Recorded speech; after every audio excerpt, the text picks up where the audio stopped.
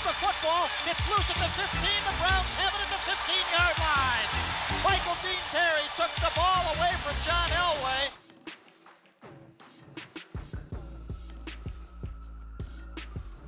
Hello again, everyone, and thanks for joining us on Club 46, driven by Bridgestone. I'm Jay Crawford, pleased and thrilled to be sitting down today with one of the all-time great Cleveland Browns defensive linemen and just really all-around great guy, Michael Dean Perry. Welcome to Club 46. It is great to see you again, and I have to start by saying you look exactly like you did when you played football. You look great, my friend.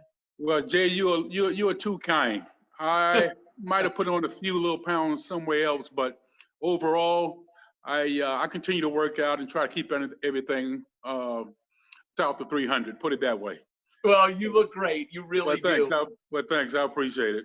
We're going to talk about everything. We're going to go back to your early days in South Carolina and then on at Clemson and finally the Cleveland Browns and even what you're doing in your post-football life. But I want to start by asking you for your favorite memory during your time with the Cleveland Browns. And I know you had so many. You had some disappointments, but boy, you had so many brilliant moments. What stands out, Michael Dean, for you as your greatest memory with Cleveland? Well, you know what? I would have to go back and say my first sack was against the New York Jets. We had played Pittsburgh the week before, and I had about 2 or 3 tackles for a loss. And I'm like, man, I haven't had a sack. I haven't got a sack. And sure enough, when we played the Jets at home, and I was thrilled to get my first sack in the NFL.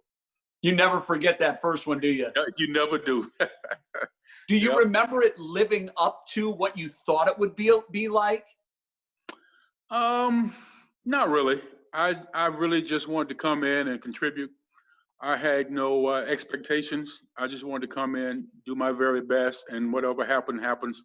And fortunately, I was a pretty decent player in my day. Yeah, more than pretty decent. I want to start by going back to the very beginning, growing up in Aiken, South Carolina. Obviously, you came from a very athletic family. Your brother William also would become a future NFL star. What was life like in the early years for Michael Dean Perry? Life was very competitive. As you know, I am the last of 12 children, 8 boys and 4 girls. So we were very competitive. People have always asked me, Michael, who was your favorite player? Who did you model your game after? And I tell everybody, it's my older brothers, because I think Michael Jordan had said it about Larry, his brother. He said, if I could beat Larry, I could pretty much beat anybody.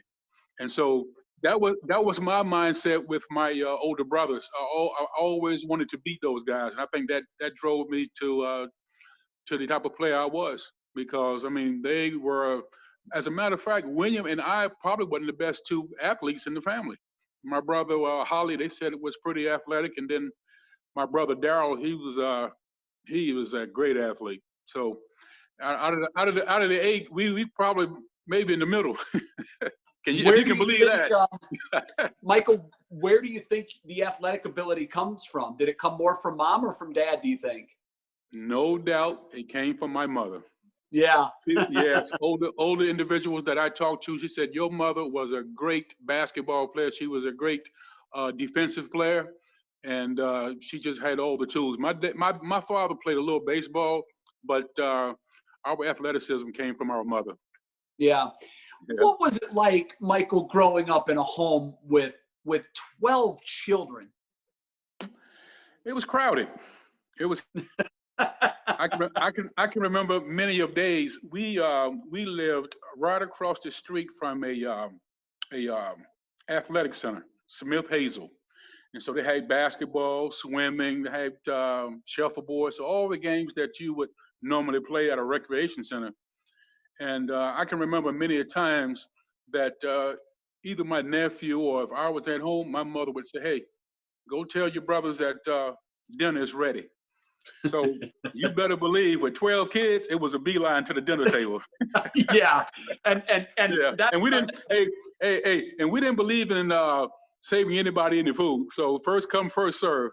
I was just going to say, you want to see competition. That was. But you know what? It was a lot of love in that house, and you know what? It was great. And I'm just going off you and William. I'm sure as young growing men, you guys could put it away. I cannot begin to imagine the grocery bill for a family of that size. Michael, it must have been immense. I can remember that my mother would go to the grocery store twice a week. You know how most people would go once a week, and that'd be enough. Sure. No, she would probably go on Saturday and then again on Wednesday. I mean, Wow. we would go through probably 2 or 3 boxes of cereal a day. Yeah. I wonder how much bread and milk in a week your family must have just blown through it. Oh, absolutely. Nothing lasted in that house. But thank the good Lord that we were able to, they were able to provide for us. We never went hungry. We always had food on the table. It wasn't as much as we wanted, but we always had food on the table. When did you, Michael, find out that you were gifted as an athlete, that you were different than the other kids? Believe it or not, Jay, I really didn't think I was that good of an athlete. Like I said before, my older brothers, they were much better athletes than I was. And it probably came my junior, senior season at Clemson. Yeah. A scout for the Chicago Bears came to see some other players at Clemson. And he pulled me aside. He said, Michael Dean, I think you're probably better than Steve McMichael right now. And, William being in Chicago, and I'm like, yeah, okay, he's just blowing smoke, just giving me a compliment. And I saw that guy several years later, and we laughed about it. But it wasn't until that moment, and then Coach Ford kicked me out of practice my senior season during a spring practice. So we started practice in the stadium, and the first 5 or 6 plays, I had like 4 sacks, tackles for a loss. And so Coach Ford kicked me out of practice. And then I said, okay, well, maybe, I'm pretty decent at this game. But kicked you out because you were being too disruptive? It wasn't until late. Huh? Kicked you out because you were just being too disruptive to the offense? Yep, absolutely. Kicked me out of practice. And I thought I was in trouble. Because he yelled at me, Michael Dean, get out of here. I can't get nothing. Get out of here. I'm like, okay, what did I do? But that's what had happened. I had about 3 or 4 sacks and a couple of tackles for a loss, and he kicked me out of practice. And that's when I kind of figured out, you know what? I might be okay. How did you fall into a love affair with sports? How old were you, and what was your first sport? You know what? I would have been the biggest point guard in NBA history. Hey, I'm serious. Did you have handles? What? I used to play with the Browns basketball team in the offseason. And I could put it in there from about 3-point range. That was no problem. Some of the guys that played with me, you run into them, ask them about my basketball skills. They'll let you know. But point guard? I could fill it up. Huh? But a point guard? I could handle the rock, Jay. Believe it or not, I can handle the rock. And I can shoot it. So were you a basketball player first as a kid? My first love was basketball. Wow. I know. And you know what probably helped me in my football career is the mere fact, like I said, I was the youngest, so I always had to try and live up or be just as good as the guys I was playing against, and they were always older. And I would have to guard smaller guys. As big as I was, I had to guard smaller guys. So that helped my feet and my quickness and my agility. I would say so, because if you're guarding point guards, how big were you when you graduated high school, Michael? I was 265, 6'1", 265. And then I gained another 20 pounds my first year at Clemson. Yeah, that was the worst year. You know what, Jay? That was the worst year of my football career. You know why? Because they redshirted me. I didn't want to be redshirted, and Coach Ford at the time, we had like three seniors on the team, so I wasn't going to get much playing time. But I was hot. I was ready to transfer because they redshirted me. I I'm hated that year. surprised. I'm Hated surprised. that year. They knew of your family lineage. How much did that Hmm. hurt or help you in the early days? Well, it hurt in the beginning, but then that was a driving force when I came back. For the fall practice or the spring practice, because it was me and another guy that were fighting for the starting defensive end job. Right. Yeah. What was your So recruitment like in high school? Were you recruited at all as a basketball player? no, no, no, no. Hey, when I kept growing wide instead of up, then I knew my options were limited. Yeah, right. Yeah, So but what no. was your recruitment like? Actually, I broke my ankle. Check this out, Jay. I broke my ankle dunking a volleyball at practice. So yeah, that's how much I love basketball. So a lot of schools backed off because I didn't play. I think like maybe 2 games, 2 or 3 games my senior season. So a lot of schools backed off. South Carolina, University of South Carolina, Clemson, and a couple of smaller schools like a Wofford, Citadel. But yeah, a lot of schools backed off. So I wasn't nearly highly recruited like William. I think he What was. did I think he was number one recruit coming out of high school. Wow, no kidding. Yeah. Hmm. What did Williams' previous experience with Clemson, how did that weigh into your decision to go there? Well, it was quite easy, Jay. Of course, the first year he attended Clemson, they won the national championship, and they continued to win. So that atmosphere you wanted to be a part of. So it was a very easy decision.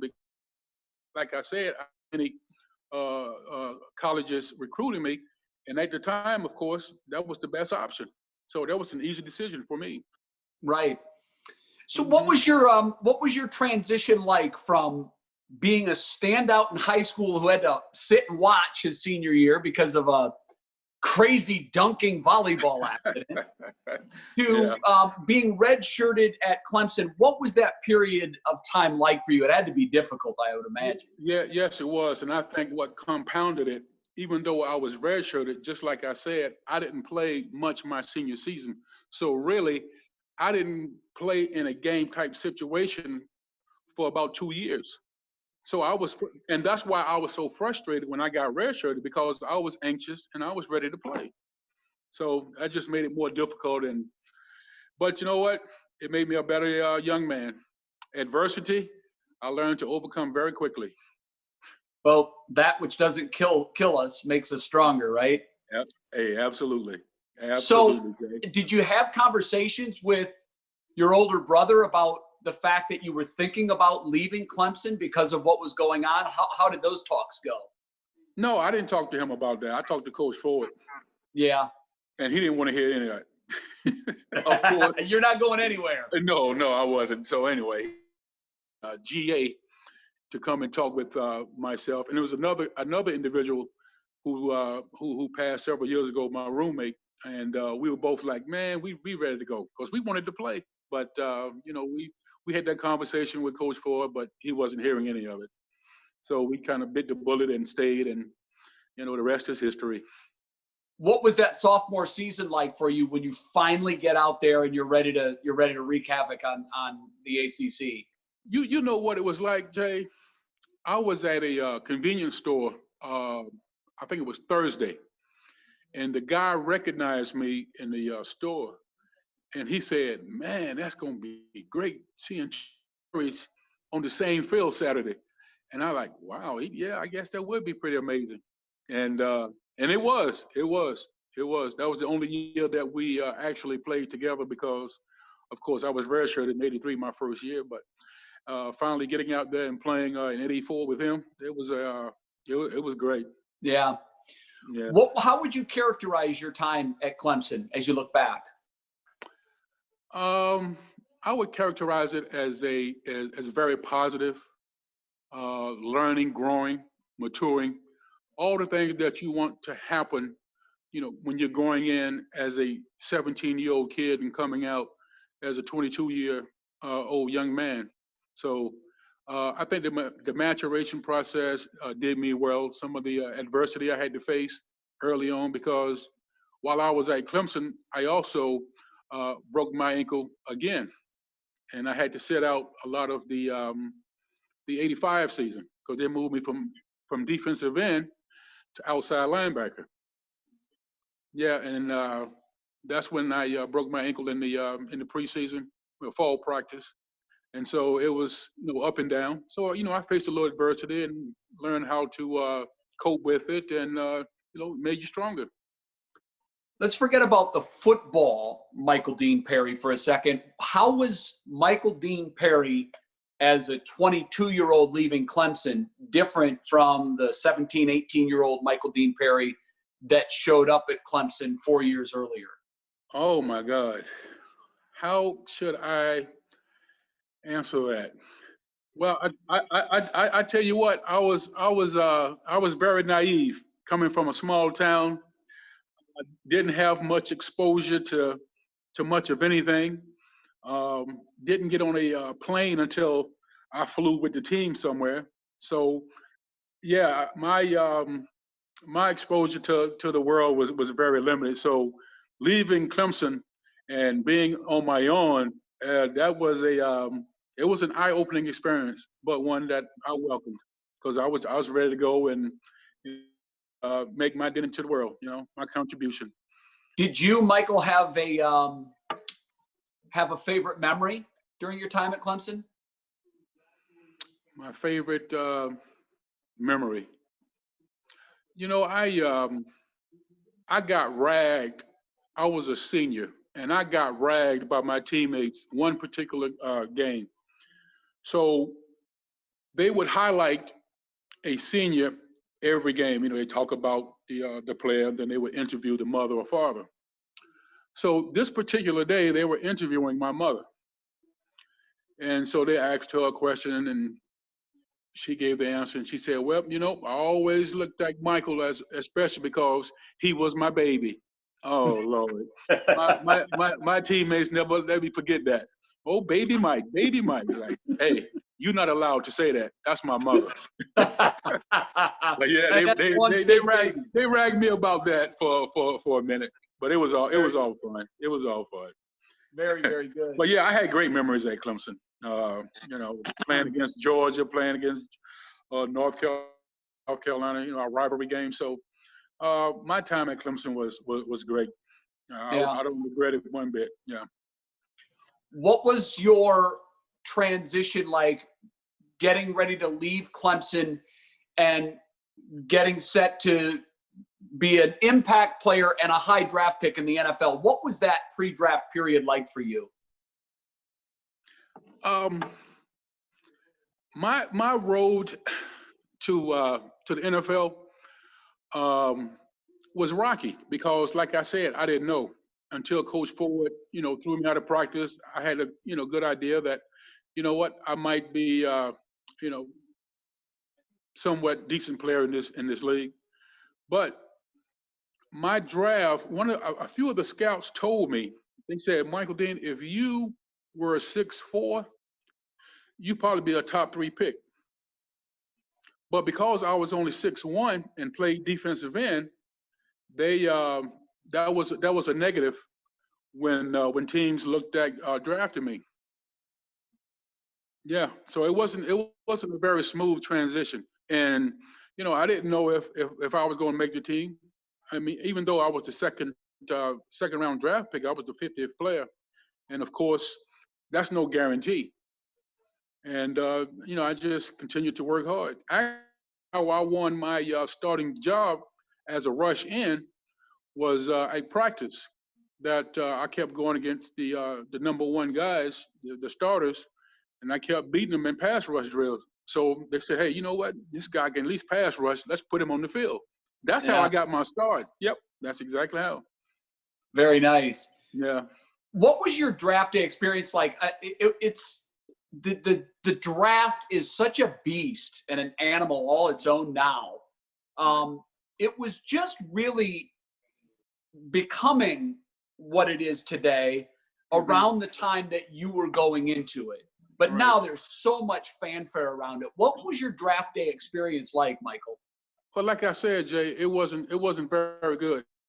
I would probably surmise my draft day experience like Thurman Thomas. See, Thurman and I came out the same year, '88, and as you know, Thurman was projected to be, a high draft pick, and they had the cameras there, and they was waiting for that call. He's waiting for that call, and I can remember that day. I'm like, oh my God, I wouldn't want to be in his shoes, because the anticipation and thinking that you were going to get drafted higher than you were, and that's how I was to some degree. Even though I knew I wasn't going to be a top 3, top 5 pick, I would be maybe a late first rounder. So what happened, Jay? After the first round was over, I stopped watching the draft. Wow, really? Yeah, I stopped watching the draft. I got a call, Marty Schottenheimer and Ernie Accorsi called and said, "Hey, we drafted you." I said, "Okay." What was your reaction? Big smile. It was over. Big smile. And what? But yeah, that was my draft day experience. It was bittersweet. What did a young man from Aiken, South Carolina, know about Ohio or Cleveland? Absolutely nothing. Absolutely nothing. When I reported for training camp, Jay, and I took that Route 77, and I was going through Virginia, West Virginia, and I saw those mountains. I said, "Oh my God, I'm gonna run off this cliff." I mean, I was scared to death. That was my first, like I said, going anywhere. And I was driving up those mountains. Man, I was so scared. Lord have mercy. What was your first impression of Cleveland when you got into town and you started looking around? What did you think? I thought it was, like I'd never been anywhere, so it was kind of old. I guess that's the word I would use. Right. Type place, which older industrial city. That's what it's not. Right. Exactly. Yeah. So that was my first impression. Do you remember your first training camp experience? Oh yeah, yeah. What was that like? I'll tell you what was funny. Dan Fike. If you remember, Dan Fike played his offensive lineman with the Browns. So my first pass rush drill, I went up against Dan Fike. And of course, I played defensive end in college, but I played 3 technique, which is outside shade of the guard, when I got to Cleveland. Well, I played both. But anyway, he was an offensive guard, so I went against him. So I beat him like 2 or 3 times. And he was so pissed you wouldn't believe. He said, "I can't believe this rookie beat me. This rookie beat me." That's all you heard. Really? Yeah. Oh, yeah. Yeah. But as it turned out, I wasn't just no average rookie, so. I was just going to say, at that point, you had to be thinking, gee, maybe that scout from the Bears knew what he was talking about. Hey, you exactly right, Jay. That's exactly what I thought. I said, "Oh, okay, well, you know what? It's not as bad as I thought." Because you hear all the stories, the NFL and, the players in the NFL are much, and you know what? They were absolutely true. I mean, I'll put it to you this way, Jay.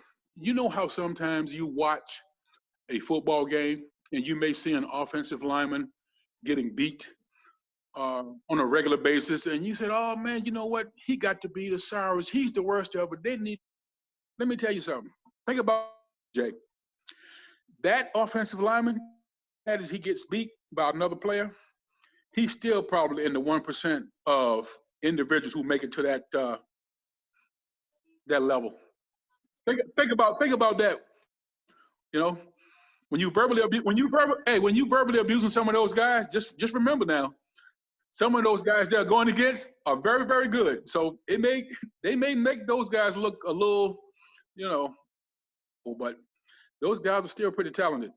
Nothing drives me more crazy than going to a professional sporting event and listening to a fan berate someone down on the field.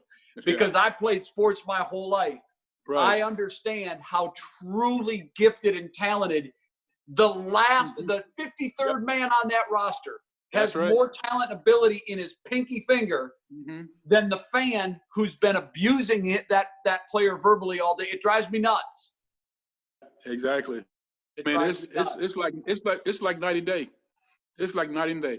The best remark I ever heard from a coach was my defensive line coach in Denver when I went to Denver, and his name was George.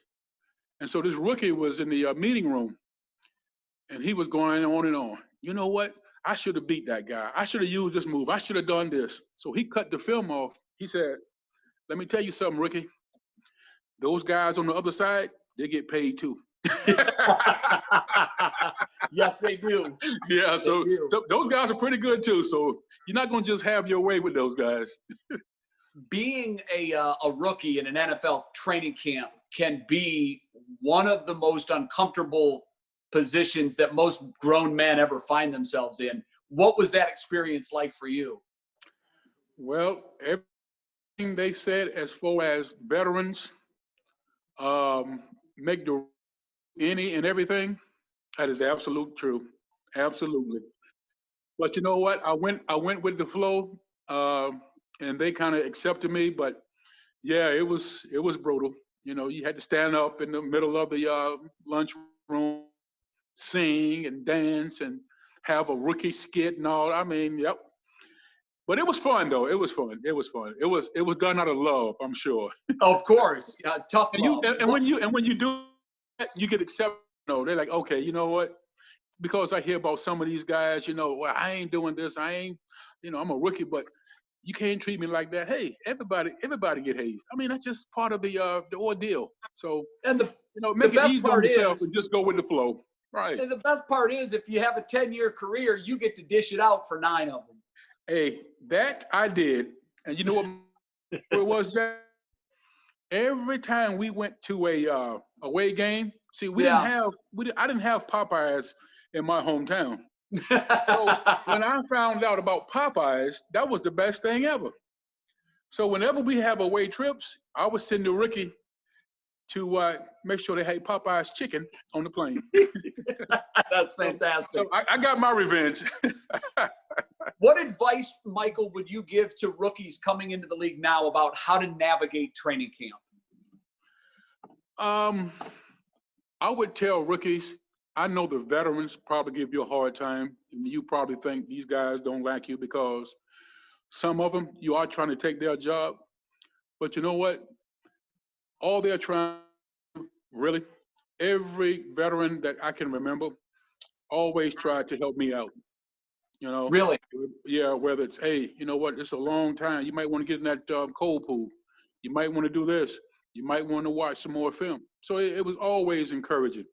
And so I would tell the rookies coming in, you know, listen to the veterans, because really they have your best interest at heart, and they're just trying to help. Do you remember what was your mindset about the skill set difference between college to the NFL? Were you blown away? Were you unimpressed? What was going through your mind? I think I wasn't blown away. And if I had to use one word, I would say gifted.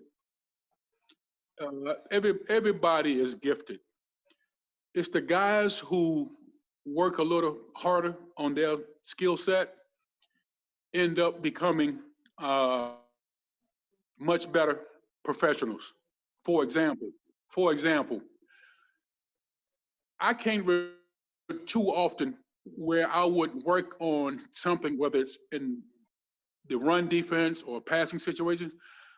I'd never said that I really worked on what my strengths were. I was quick off the ball. I had great speed up the field. So you know what I worked on? I worked on double teams. I worked on bull rush.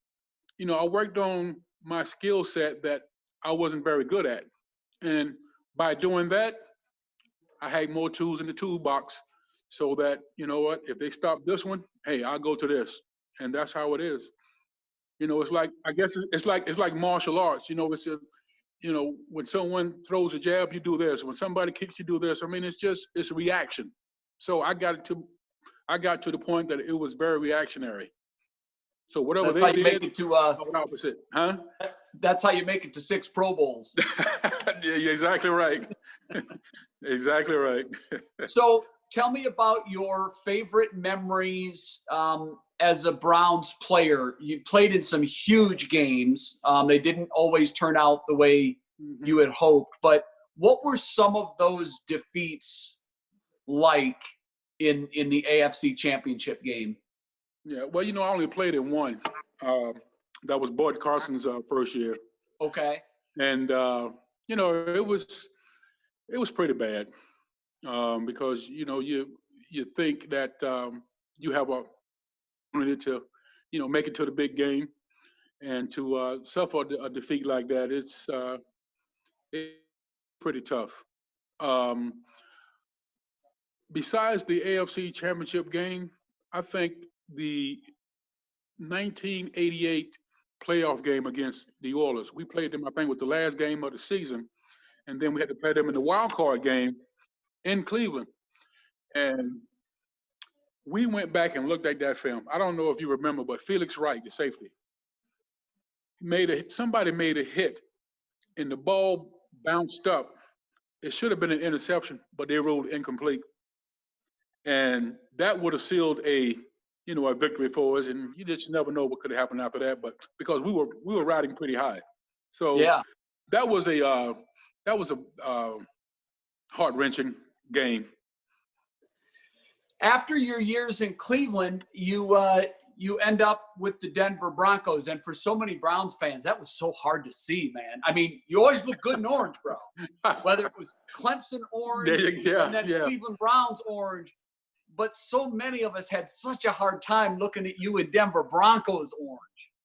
But Jay, just look at it this way: it was a job. My heart was still in Cleveland. It was a job. You know, they was for those 3 years. So, you know, I wanted to stay in Cleveland. I thought I would start and end up in Cleveland, but it didn't work out that way. And you know, I went to Denver, had a great time, and you know, rest is history.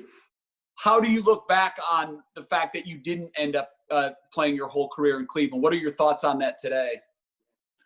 Well, I mean, it's like I said, I think Cleveland, as well as how I looked at where I was, the love affair that you guys embraced me. You guys are some of you probably guys were the best fans ever. You know, I tell people when we were 3-13, I can still remember 65,000 people showing up at Cleveland Brown Stadium. I said the fans were passionate. I enjoyed the city, enjoyed playing for Cleveland, and you know, I just love being there. That's always going to be my favorite. The only thing I wish, Jay, is they never got rid of the dog pound. God almighty. That was a classic. Yeah. That was a classic. Oh, it's fun at the new stadium, but it's not the same. Yeah, it ain't the same. It ain't the same. But no. What do you remember when I say MDP and McDonald's? Yeah, you know, hey Jay, you know what I say? Heart attack on a bun. That's what I say. A heart attack on the bun. But I did an engagement, an autograph signing at Tower City, and these guys brought out.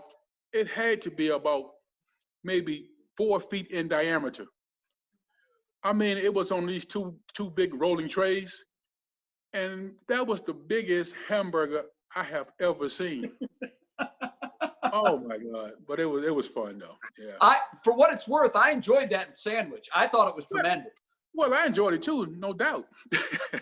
But it wasn't good for you. Couldn't enjoy too many of them. Hey, it was good, but it wasn't good for you. Michael, what was it like for you when your career was over? What thoughts were going through your mind? Because that's always a very difficult time for all players. You know what, Jay? I didn't have a hard time transitioning from playing in the NFL to retiring. You know why? I asked Frank Minifield. I think it was my rookie year or my second year. I can't remember exactly. But I asked Frank, I said, when do you know it's time to retire? And you know what he told me? He said, when it takes you Sunday to Sunday to play, it's time to retire. And so I look at my career. My first year, if I played on Sunday, I could probably go out and play again on Monday. And as the years kept going, I play on Sunday. It took me Wednesday to get ready to play. So by the time 10th year came around, it actually took me from Sunday to Sunday to get ready for my body to feel that good to play. And you knew it was time. So I knew it was time, exactly. How has your post-football life been? It's been great. I'm enjoying the fruits of my labor. I got a granddaughter who's here visiting, so I spoil her to death. I got 4 girls, so life is pretty good for Michael Dean. How do you spend your days now? Actually, I get up, I do a little reading, do a little Bible study, I work out, and I figure out what's going to be my meals for today. That's my toughest decision, Jay. Can you believe that? My toughest decision is what I'm gonna eat today. Michael, can I tell you that's a great life? Yeah, it is. I'm not complaining one bit. You see me smiling, don't you? You have that trademark smile, and it's infectious. And I'm sure you've been told that many times. Before we go, Michael, I'd like to give you an opportunity to speak directly to the Cleveland Browns fans who for so many years were able to show you how we felt about you when you took that field every Sunday. How do you feel about Browns fans? How do I feel about Browns fans? It's like a match made in heaven.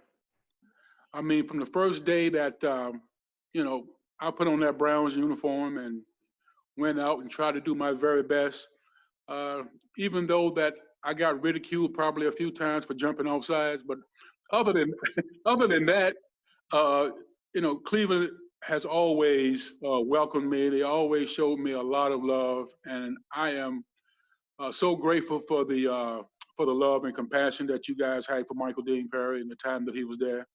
And the feeling is mutual. And I had a great time in Cleveland, and if I could do it all over again, I wouldn't change a thing.